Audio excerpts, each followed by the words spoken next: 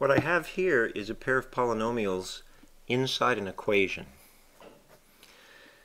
They equal 0, and so the question might be, how do we find out what x is? Once we have an equation and a single variable, we know that we should be able to figure out what x is. Well, remember the zero product property.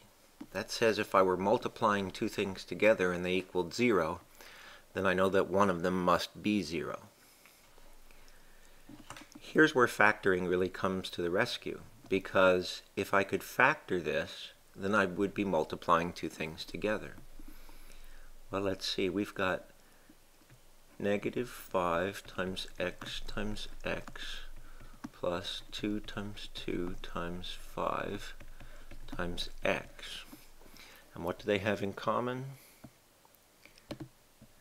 Well, the 5 and the x are in both of these.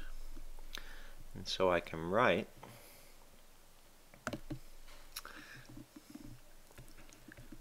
x times negative x plus 4 equals 0. Now I can use the zero product property.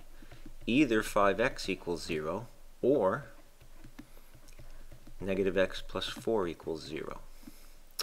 Now if 5x equals 0, then I get that x equals 0.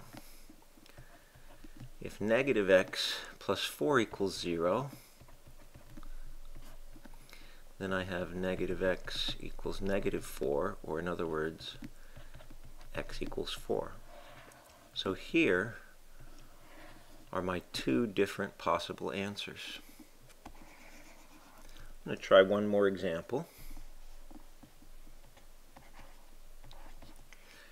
Negative 8x cubed plus 2x squared.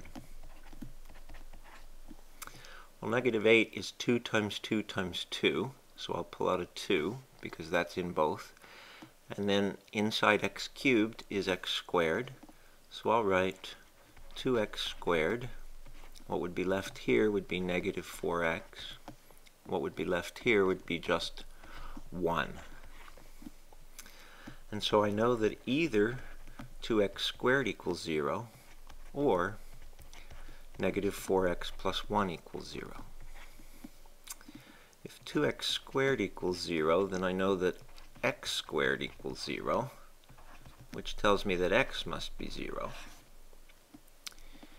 And if negative 4x plus 1 is 0, then I could subtract 1 from both sides, and I get negative 4x equals negative 1. Divide both sides by negative 4. And I get that x equals 1/4. So really could call this section not just factoring, but factor and solve.